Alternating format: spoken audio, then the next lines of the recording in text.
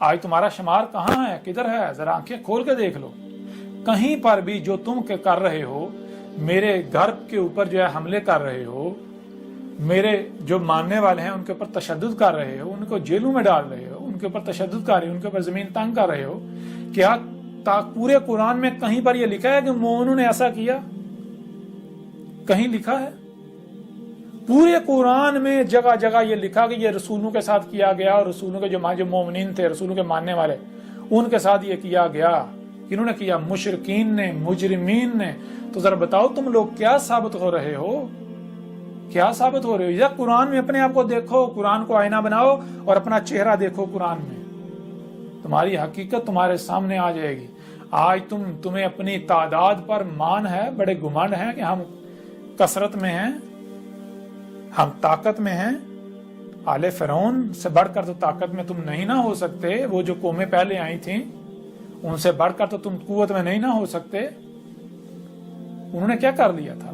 وہ اللہ کو عاجز کر سکے تھے؟ اللہ کے رسول کو، مومنین کو عاجز کر سکے تھے؟ نہیں نا، تو آج تم بھی نہیں کر سکو گے۔ کر لو، یہ جو تم کر رہے اس کے بدلے تو اللہ رفع کرتا ہے، درجات بلند کرتا ہے مومنین کے، رسولوں کے۔ عیسیٰ ابن مریم کے ساتھ کیا کیا تھا؟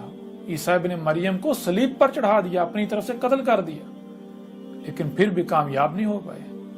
ظن تھا ان کا کہ ہم نے قتل کر دیا، اپنی آنکھوں سے انہوں نے دیکھا ہم نے قتل کر دیا، لیکن حقیقت کو انہیں پتہ ہی نہیں تھا، حقیقت چھپا دی گئی ان سے۔ تو یہ آگے ان ہوا الا عبد انعمنا علیہ وجعلنہ مثلا لبنی اسرائیل، ان ہوا نہیں ہے، اللہ گواہی دے رہا ہے، قرآن یہ گواہی دے رہا ہے اپنے رسول عیسیٰ کے بارے میں، نہیں ہے یہ، اگر ہے تو کیا ہے؟ یہ ہوا ہے، یہی یہ جو وجود ہے، یہ وجود بول رہا ہے اس کی صورت میں۔